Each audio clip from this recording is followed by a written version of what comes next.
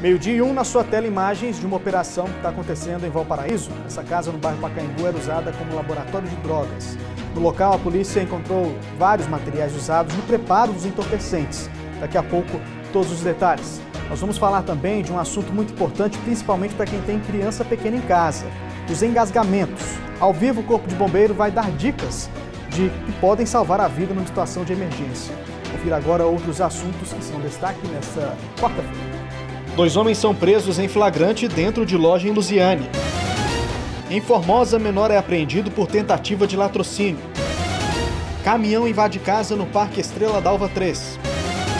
Exame confirma que tinha maconha no brigadeiro que menino de 4 anos comeu em Cidade Ocidental. Moradores do Parque Nova Iguaçu cobram obra para evitar alagamentos. Tudo isso você confere agora no J1.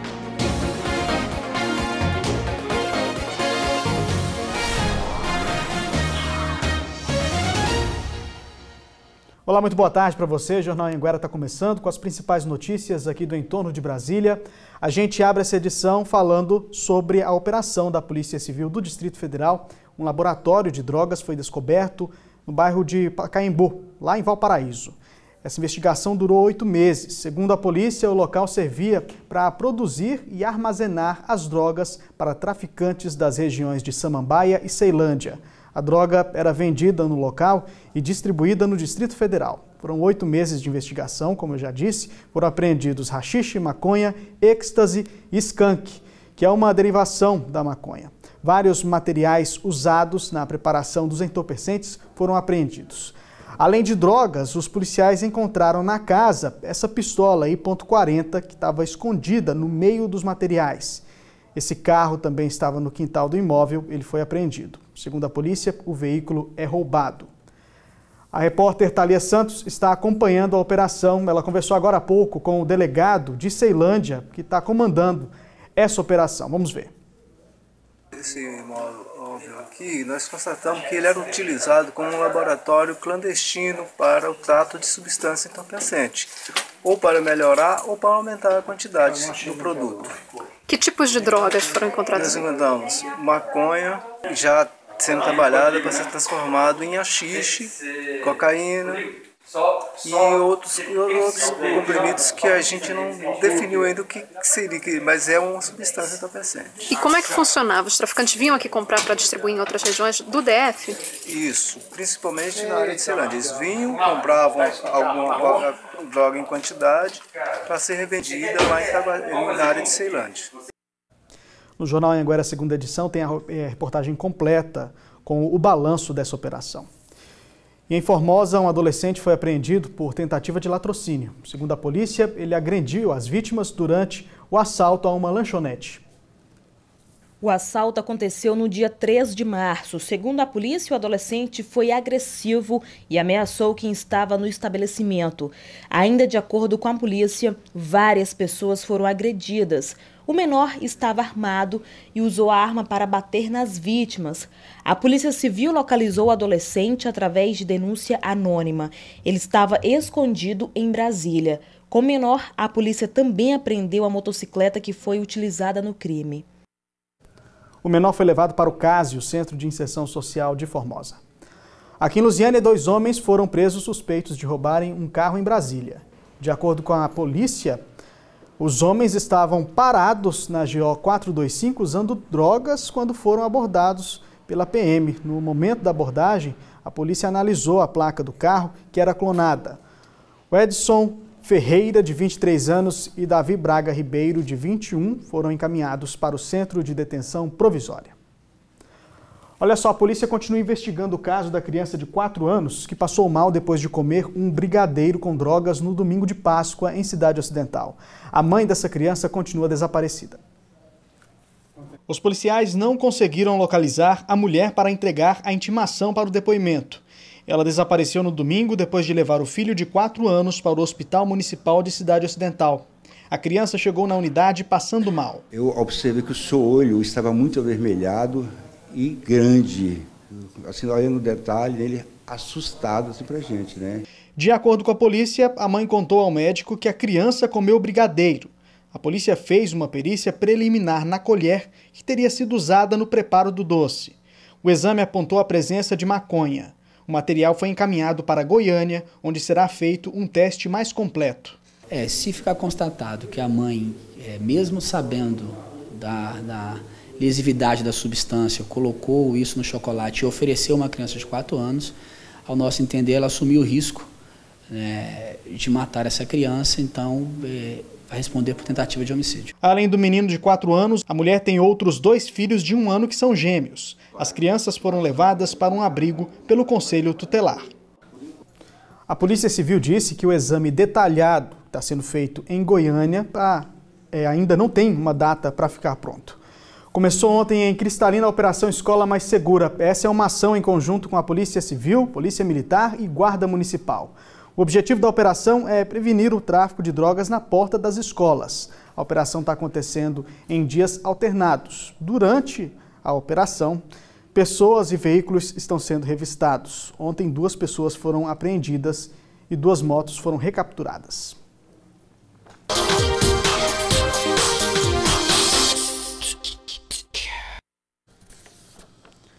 No mês passado, nós mostramos aqui no J1 a situação que os moradores do condomínio Rio das Pedras estão enfrentando. Por lá, o acúmulo de lixo é muito grande e está gerando desconforto para quem mora no bairro. A Prefeitura de Valparaíso prometeu fazer um mutirão de limpeza na segunda-feira. Será que algo foi feito? Nós estamos de volta. Situação pior do que a que encontramos antes. Agora o entulho está espalhado pelo asfalto. Segundo os moradores, nenhum mutirão da prefeitura passou por aqui, ou seja, promessa não cumprida por parte do poder público. Como a gente mostrou na primeira reportagem, o pessoal está jogando lixo bem aqui, pertinho de uma reserva ambiental aqui de Valparaíso. E o que está acontecendo com isso? Os animais que antes ficavam apenas ali na reserva ambiental estão vindo para cá agora, atraídos pelo lixo, e começam a invadir as poucas casas que existem por aqui. Olha aí o que a gente encontrou, uma cobra. E o morador conta que esse não é o único tipo de bicho que tem aparecido por aqui nos últimos dias. Cobra, raposa também, a gente já viu aqui, aqueles gambazinhos do mato, a gente já viu aqui comendo lixo, os próprios lixos que o pessoal joga. Os animais ficam na mata, né? Mas aí, justamente por causa desse lixo, eles são atraídos e acabam saindo. Aí chegam aqui, acabam vendo os lotes, né, as casas e tentam se abrigar nelas. No bairro, que é novo, encontramos vários imóveis à venda. O pessoal reclama do abandono do local. Ninguém quer continuar por aqui. E todos esperam que a prefeitura cumpra com o prometido e faça a limpeza do lugar. A gente pede para que a prefeitura venha retirar, né? E colocar uma placa de proibido lixo, uma fiscalização para punir os que estão jogando lixo. Por nota, a Prefeitura de Valparaíso informou que fez um acordo com o proprietário do empreendimento Rio das Pedras para que ele faça a limpeza da área. Já a limpeza das ruas, a Prefeitura disse que o mutirão ainda não chegou ao bairro, como a gente viu na reportagem. Mas logo os serviços que estão sendo feitos em outros bairros chegarão ao Parque Rio das Pedras. O Jornal Popular completou ontem 80 anos. Uma sessão na Câmara de Vereadores de Goiânia homenageou 8 décadas de compromisso com a informação. A sessão especial de 80 anos do Jornal Popular foi proposta pelo presidente da Câmara, vereador Andrei Azeredo. E retratou ao longo dessas 8 décadas acontecimentos históricos, acontecimentos bons, acontecimentos não tão bons, mas trouxe e traz diariamente para todos nós goianienses e goianos a boa informação, a informação de qualidade, com credibilidade. A família dos fundadores do Jornal Popular foi homenageada. Jaime Câmara Júnior, presidente do Grupo Jaime Câmara, fez um discurso de agradecimento. Faço questão de agradecer a todos os colaboradores atuais e antigos que, com sua dedicação, nos trouxeram até aqui, respeitados como fonte de informação e de credibilidade. É sempre muita emoção. Está recebendo uma homenagem, né? Mas ao mesmo tempo aumenta a responsabilidade da gente com o futuro. Durante a sessão, os 80 anos do Jornal Popular foram relembrados. O início, a modernização, a versão digital ganharam destaque e até as capas que acabaram virando uma exposição. A exposição à história em 40 capas está no hall da Câmara de Vereadores até o dia 13 de abril. Capas marcantes como o acidente com o Césio 137, a rebelião no antigo Sepaigo e outras mais recentes como a morte do cantor Cristiano Araújo e a goleada da Alemanha sobre o Brasil de 7-1 na Copa do Mundo estão disponíveis para todos os goianienses. O que constrói o jornal é sua seriedade, seu comprometimento com a sociedade. E esse é o segredo? Esse é o segredo.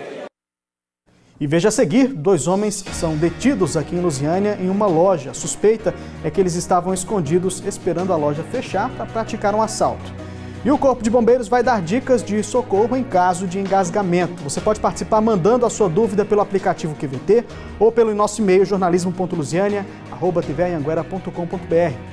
E ainda, moradores do Parque Nova Iguaçu reclamam da falta de infraestrutura do bairro. Toda vez que chove, o principal acesso para a BR fica alagado. Agora, 12h12, o Jornal Anhanguera volta já.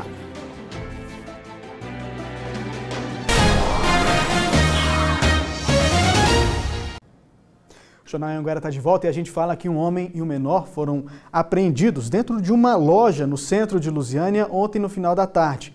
A suspeita é que eles estavam esperando a loja fechar para praticar um assalto.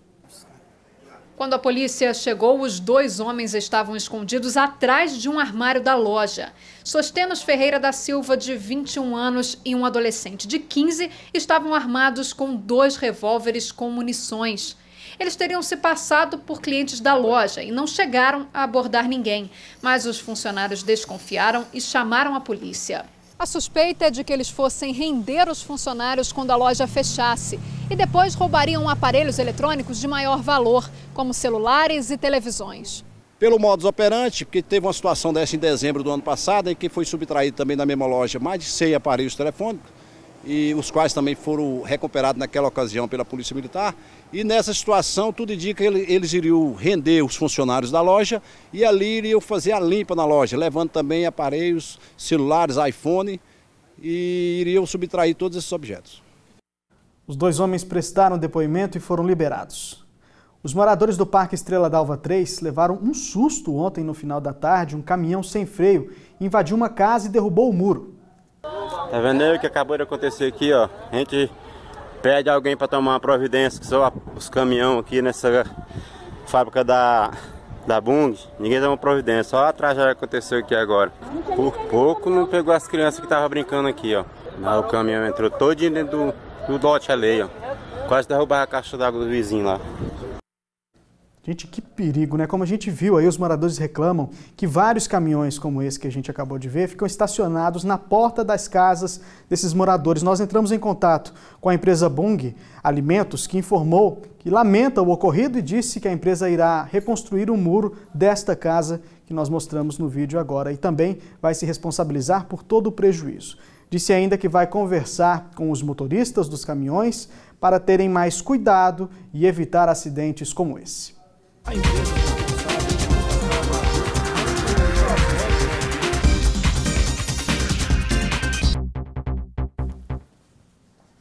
Bora mostrar a bronca agora dos moradores do Parque Nova Iguaçu. Eles reclamam da falta de infraestrutura do bairro. Toda vez que chove, o principal acesso do parque para a BR-040 fica alagado. E passar por lá tem se tornado uma tarefa nada fácil. As sacolinhas amarradas nos pés são para tentar proteger os sapatos dessa lama toda aí. No início, a Thaisa disse que tinha vergonha de andar assim. Mas pior ainda era quando ela chegava toda suja no trabalho. É constrangedor, porque o povo fica assim olhando e fala, nossa, por que a mulher tá com o sapato cheio de lama, de terra, não cuida? E no ônibus, né, fica todo mundo olhando, fica sujando tudo. Você tem que colocar uma sacolinha, ou senão colocar outro par dentro da bolsa, né, porque senão não dá. Nesse vídeo, os moradores registraram a situação do túnel logo depois da chuva. A dona Vilma mora no bairro há 17 anos e acredita que esse problema só vai acabar com a chegada do asfalto. Toda vez que chove, a vida de nós somos essa. Para atravessar para o outro lado, tem que colocar sacola nos pés. E para piorar ainda mais a situação de quem mora no Parque Nova Iguaçu, é que eles não têm opção. Essa aqui é a única passagem que dá acesso à BR e também aos ônibus. A impressão que dá é que isso aqui está afundando e esse desnível contribui para o acúmulo de água. E os pedestres ainda têm que ficar atentos aos carros que passam pela travessia a todo momento. A gente fica até com dó das pessoas, né? A água dando no meio da perna, quando chove e tudo aí. De acordo com os moradores, o projeto de pavimentação asfáltica do Parque Nova Iguaçu foi feito ainda em 2010 pela Prefeitura. Mas 8 anos se passaram e nada saiu do papel. Ali tem que levantar, fazer um capeamento e fazer um desnível para a água escoar na lateral e descer. Está aqui pessoas que moram lá no final, ali embaixo. Ó. É o sacrifício que é para trabalhar.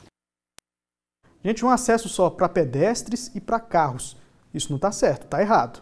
A gente procurou a Prefeitura e, por nota, fomos informados de que a Prefeitura está aguardando a liberação de uma verba que já foi aprovada pelo Ministério das Cidades para a construção de galerias pluviais. Com esse serviço, o problema de alagamento será resolvido. Só que, infelizmente, não há um prazo para o início dessas obras. E também nada foi dito a respeito da travessia perigosa entre pedestres e motoristas. A gente recebeu essa sugestão de reportagem pelo aplicativo QVT. Você pode fazer a mesma coisa. Se tiver com algum problema aí na sua rua ou no seu bairro, é só mandar para a gente pelo QVT, que você sabe que baixa de graça aí no seu aparelho celular. Outra alternativa é o e-mail, jornalismo.luziania@tvanhanguera.com.br. Tem também o nosso telefone, você pode ligar no 3622-1600. É só ligar e falar com a nossa produção e a gente, claro, está esperando a sua participação. Na semana passada, uma criança de 8 meses se engasgou durante o banho com um pedaço de sabonete. A mãe, desesperada, ligou para a polícia, que ajudou nos primeiros socorros. A pequena Giovana está bem e agora nós vamos mostrar o encontro dela com o PM, que atendeu a esse chamado de emergência. Esta princesinha aí deu o maior susto na mãe dela. Pensei que eu ia perder ela no momento. Foi um momento de desespero mesmo. A Giovana, de 8 meses, se engasgou com um pedaço de sabonete e ficou sem respirar. Isso foi na última quinta-feira. A mãe contou que estava preparando o banho da filha quando tudo aconteceu. Fui preparar a roupinha dela, ela estava no andar já, pegou o sabonete e ingeriu. Questão de segundos mesmo. Foi aí que a Daniele entrou em desespero. Ela ligou para o primeiro número de emergência que veio à cabeça e conseguiu a ajuda da polícia. Com as orientações de primeiros socorros, a Giovana voltou a respirar. E depois daquele susto todo, a Giovana está aqui, continua bem, está toda arrumadinha para conhecer, sabe quem? O policial que ajudou a salvar a vida dela. Como é que o senhor se sente depois disso tudo? Eu me sinto extremamente gratificante. Eu agradeço a Deus em primeiro lugar e a capacitação que eu recebi, o dom divino para contribuir no salvamento dessa vida. Porque com certeza, se a Daniele não tivesse sido atendida naquele primeiro momento, talvez a história aqui seria outra hoje. De acordo com o policial, casos como este são atendidos praticamente todos os dias e, na maioria das vezes, com sucesso. E foi o que aconteceu com a pequena Giovana. Eu ouvi quando a criança começou a chorar. Esse é um sinal de restabelecimento da criança. No primeiro momento, o pai ou a mãe, ela tem que ter a tranquilidade. A partir do momento que ela liga, seja por 190, 193, bombeiro, 192 do SAMU, ela tem que ter uma calma, ouvir o que o atendente está repassando a ela, porque são procedimentos técnicos que a mãe, com tranquilidade, realizando esses procedimentos, com certeza a possibilidade de sucesso é 100%.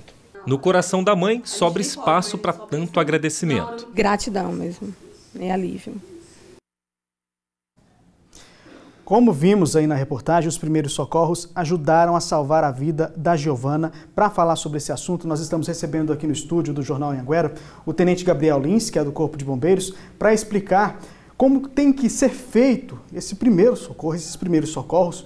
Boa tarde, Tenente. Obrigado por ter vindo. A gente viu na reportagem que o PM ligou, né, aliás, a mãe ligou desesperada para a polícia e por telefone mesmo o policial militar conseguiu passar as dicas de como salvar aquela criança. Vocês costumam receber muitas ligações assim? Sim. Nesses últimos dias nós temos atendido cerca de 6 ocorrências nesse sentido. 2 delas foram presenciais e 4 delas foram por telefone. Então, a mãe mantendo a calma, escutando o que o atendente tem para passar, ela vai conseguir desenvolver as técnicas necessárias para o desengasgamento. Vamos fazer o seguinte, vamos passar um pouco dessas técnicas aqui agora para quem está assistindo. O Cabo Emerick está aqui, também obrigado por ter vindo, viu, Cabo? Vamos lá, agora mostrar no caso de um bebê ali, praticamente da mesma idade da criança que foi mostrada na reportagem, né? O que a pessoa deve fazer? Sim, na posição sentado ou agachado, nós vamos fazer um apoio no antebraço com o peitinho dessa criança e uma leve inclinação para o chão, ajudando a gravidade a tirar esse objeto de obstrução. Então, ele vai posicionar dessa forma, segurando o queixo da criança, e vai realizar 5 tapinhas nas costas, no meio das costas da criança, com essa parte mais rígida da mão. Depois ele vai virar a criança sobre o outro antebraço, com o rosto virado para cima, e com os 2 dedos, indicador e médio, ele vai fazer 5 compressões na linha dos mamilos da criança. Certo. Com muita força, uma força média, como é que a pessoa tem essa noção? Isso. Aí a gente fala sobre a dose dessa força, né? Então vai muito da estrutura da criança. Então o pai, a mãe ou o responsável que estiver no momento, realizando esse tipo de procedimento, vai saber como agir. Realmente não pode ser tão fraco e também não tão forte. Tá, ok. Repete 3 vezes, né? Repete 3 vezes esse procedimento, de 5 tapotagens e 5 compressões, e verifica se houve desobstrução, se o objeto saiu e a criança voltou a respirar. Vou mostrar em outros casos também, uma criança um pouco maior ali, pode ser. Nesse caso foi o salvamento de um bebê, né? E agora nesse caso aí, o que a pessoa deve fazer? Sim, se a criança ela já consegue ficar em pé, né, já anda, então nós podemos realizar já esse tipo de procedimento com a criança maior, né? Certo. Então eu vou posicionar atrás da criança, vou segurar novamente por baixo aqui do queixo dela, e vou fazer uma leve inclinação para frente. E vou realizar 5 tapotagens também, né, no meio das costas. Em que sentido? No sentido para frente, né? Então, esse procedimento é o procedimento correto. Por 5 vezes, eu paro por 3 vezes e verifico se a criança voltou a respirar, retirando o objeto. No caso ali, essa simulação aí mostra que a criança estava com um clipe, né? Entendi. É importante também a pessoa...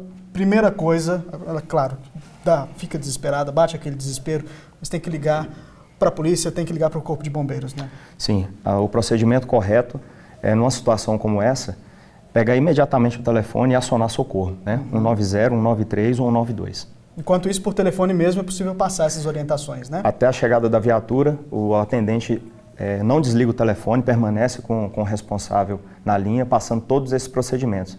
E até hoje nós obtivemos sucesso em todas as ocorrências desse sentido. Dá tempo da gente mostrar mais um exemplo, pode ser? Aí no caso nós temos o procedimento aí com adultos, né? Então no caso aí esse adulto está engasgado e o procedimento é envolver a cintura desse adulto com uma das mãos fechada em forma de copo, eu vou direcionar na boca do estômago, né? Nessa região da boca do estômago, como é popularmente falado. Com a outra mão eu vou fazer um apoio e esse movimento vai vir de baixo para cima da vítima. Né? Então, vou realizar 5 vezes esse procedimento e verifico se a pessoa voltou a respirar tendo o objeto desobstruído. Muitas vezes o adulto, a causa é alimentar, né? Tá certo. Tenente, muito obrigado pela participação do senhor aqui no Jornal Anhanguera. Umas dicas muito importantes para quem está assistindo a gente em casa. Boa tarde, obrigado, sempre à disposição. Obrigado.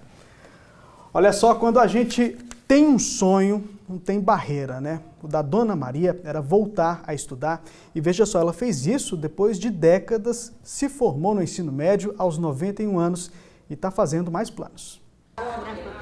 Um sonho realizado. Voltar a estudar para aprender mais, ficar parada em treva. Hoje, aos 91 anos, Dona Maria mostra com orgulho o diploma. E 75 anos depois, a Dona Maria decidiu voltar para a sala de aula. E aí, Dona Maria, foi bom? Ótimo. Quer dizer, a senhora é um exemplo, né? Nunca é tarde. Nunca é tarde. Sem opção, Dona Maria parou de estudar na 5ª série, aos 16 anos. Deixou o interior do Rio Grande do Norte e veio para Brasília em busca de emprego com a família. Aqui, por ironia do destino, começou a alfabetizar crianças. A volta para a sala de aula era um desejo antigo. Me tirou dos meus compromissos para trazê-la na escola e ainda levando bronca, né? Porque se eu atrasava, ela já estava lá no portão com a mochilinha pronta para ir para a escola. Em pouco mais de 1 ano e meio, Dona Maria concluiu o supletivo do ensino fundamental e médio. Sempre presente nas tutorias e muito engraçado assim, que quando ela não vinha, aí ela ligava para dar uma satisfação. Exemplo fora e dentro de casa. Ela traz para nós uma inspiração de vida, né? Ela se dedicou o máximo a concluir esse curso e a gente hoje tem que estar muito satisfeito com isso. A bisneta, a professora, ajudou nos estudos, mas confessa que mais aprendeu do que ensinou. Foi um aprendizado muito grande para mim, de uma aprendizagem de vida. E pensa que ela parou? Que nada. Continuar, ver se dá para fazer a faculdade, né? Quer fazer faculdade de quê? Teologia. E a lição que fica? Que nunca é tarde. Lembrando que a gente tem que estudar e nunca a gente para. Nunca para, mas ela é estudiosa. Igual a senhora. Coisa boa, parabéns aí para a Dona Maria. Pausa rápida para o intervalo comercial, 12h31. O Jornal Anhanguera volta já.